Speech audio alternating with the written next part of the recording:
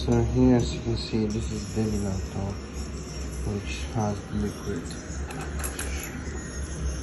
which has some liquid here, you can see. And then what happened is it affected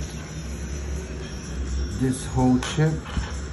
So as you can see if I can push it first out. So as you can see, all the way here, there's corrosion under the chip.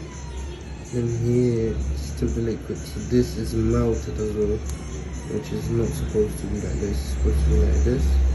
But this is just fully melted. So I don't know what happened here. It must have been very big heat in order to basically melt something like that. So then we found another liquid damage, which was right here.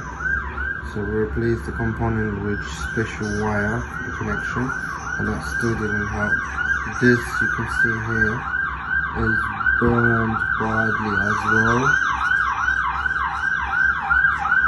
It's just basically the PC is just not fixable. We can't fix this. Like the liquid you can see in here. This is all from the liquid, as you can see. So it did affect the laptop a lot. Here as well, you can see. This is all from liquid. And as Apple has serialized a lot of components in the logic ports, we can't even replace these parts because they are serialized by Apple. So if we replace it with different parts, the laptop will just not work at all. Here as well, you can see it's got different color. This one to this one. Here it's a little bit brown as well. It's just badly damaged. We have checked it. We have cleaned it of the liquid as well. So we have done that. We have tried to connect it to power supply. So the ports are not damaged. As you can see, they're in a good condition. Front and back.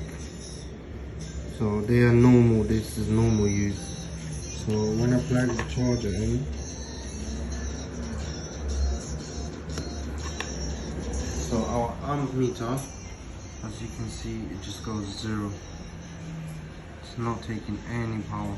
So it's supposed to show us here like at least 5 to 6 volts, but it's just not taking anything from there. As you can see, it's just completely 0.